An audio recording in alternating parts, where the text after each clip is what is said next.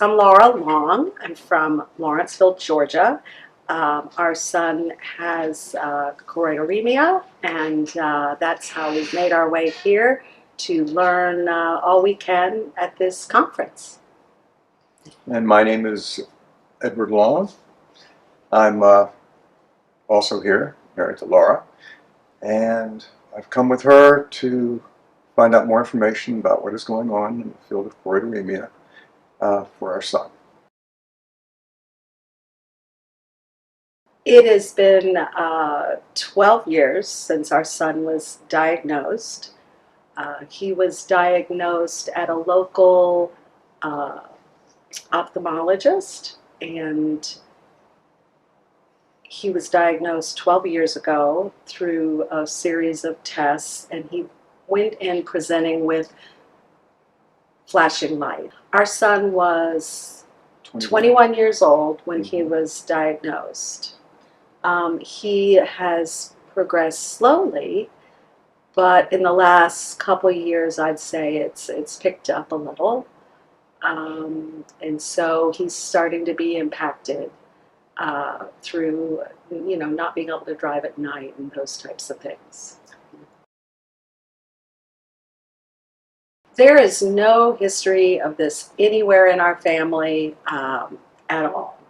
I am the first spontaneous, as they call it, presented spontaneously.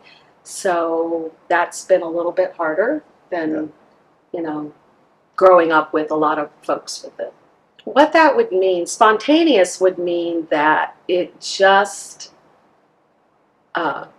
started with me. There is nobody else in my family. I do believe this is a strange connection, but my dad was flying with the Air Force, and he tested nuclear clouds in the Marshall Islands and had large exposure. So I don't know if that played a role or a part, but we've looked at everything and it's nowhere else in our family. So the ophthalmologist that we initially met with referred us to great places such as Emory, and we went to the NIH. And when we went to the NIH, to the Eye Institute there, they did ask for my family to come in, and they did not find anything with my parents. My grandmother did have macular degeneration, and she was legally blind, but it was macular degeneration, so it was not anything to do with choroideremia.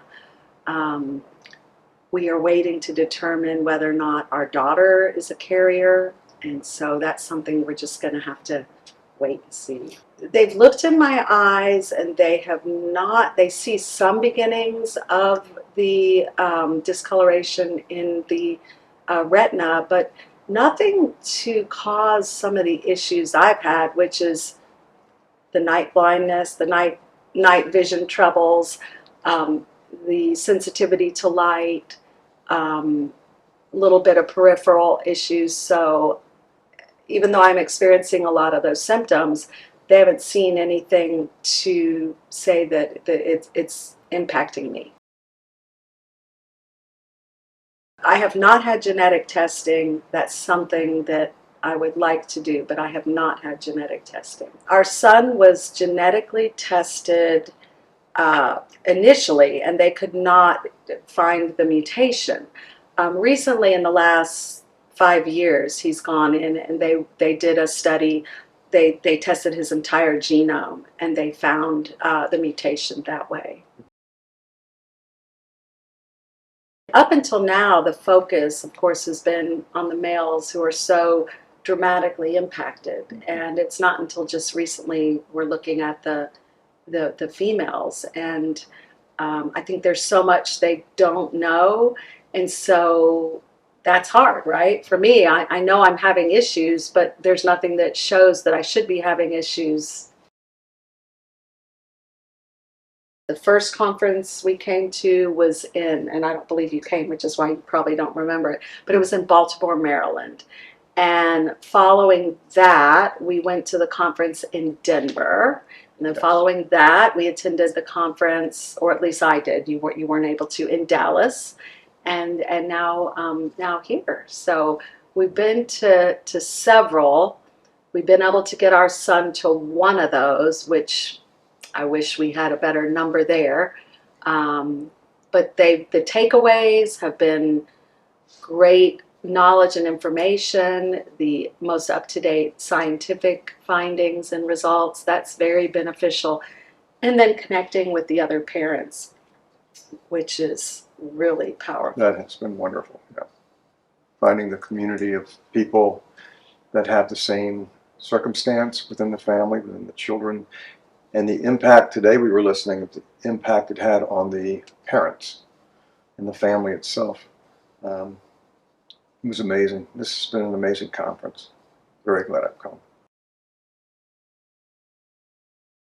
I feel very supported through this foundation. I mean, it starts with being able to pick up the phone, which I do once a year, and I call Corey, and he takes these calls all the time, and he knows what my questions are going to be. I can call him any time of night or day, and he's going to pick up the phone. The support we try to give the foundation is what we're able to do, although I always feel that I want and should and can do more, and that bothers me.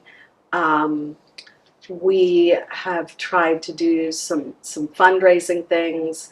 We participate at the very least with the Amazon program, which has a thing called Amazon Smiles, which you just assign your organization that you want this money to go towards, and it just magically happens. You don't have to go collecting it from anybody. We all buy on Amazon, so it's been a great thing.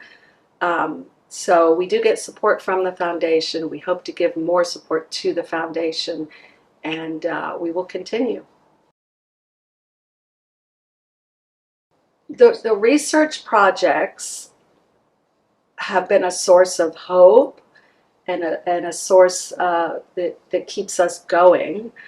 I feel like many times their hands are tied. What they've been able to accomplish, they are small but mighty, and they've accomplished a lot with what they've had. And the projects, I think, are very, the genetic trials. I mean, we've been wanting to get it into one of those. And so over the past year, some of the news hasn't been the greatest, but coming here today and finding out how much we've grown in our research and techniques, even talking about the use of the pig model over, for example, the mouse model, and how much sense that makes to us, and for us to hear the new technique that is now allowing this to take place is really, really hopeful. Even though things didn't go exactly as we wanted with the genetic or getting into some of these trials or getting it completed through phase 3, this was very hopeful to hear, and it made a lot of sense. Sitting in the rooms, in the big rooms, and then being able to speak with them individually, with the researchers, has been amazing. They're very personable. They will stop and talk to anyone. They'll make time, and it's kind of, I feel blessed that we're in a place in an organization that we have that benefit. Yeah, that has been a real plus, to walk up to the researcher at the end of her talk and say, my son, our son has this splicing kind of a rare circumstance, and he's been fully tested. We have his entire genome tested, and she said, oh, that would be very useful to us. And we shared contact information. She gave us hers. We gave her ours. I mean, I don't know where else we could have done that, or how we could have done that. Very receptive. Yeah. Very open. For the newly diagnosed families, I think coming to this meeting is probably one of the most important first steps they can take. I do remember going to that first meeting. I would like to say to them that it's okay to feel overwhelmed. It's okay to feel anxious. And it's okay to feel all those things. And until they feel that and go through that, that they can't make that next step and that progress. So you have to go through that to get to the next place. And so embrace those feelings. And you come away with an understanding that everyone has been there in the same situation, and you get through it to a point. We're here to help you get through it, to help each other. When I look back, we are in a far better place at this conference, and I think back on that very first conference in Baltimore and how that felt compared to how we feel now. And it's just been a journey, and we're in a much better place today because of it. Well, what it's like to be a dad, and dads do want to fix everything, but there are certain things that we have to realize that we cannot fix.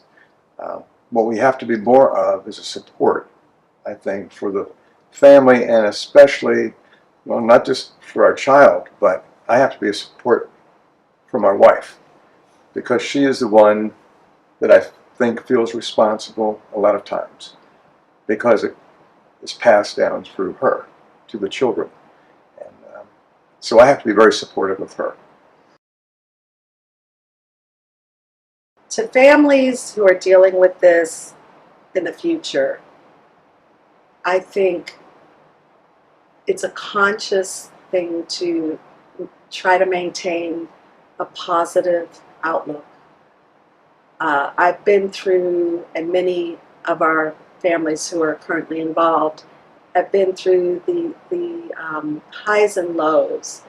And the lows did not help me in any way to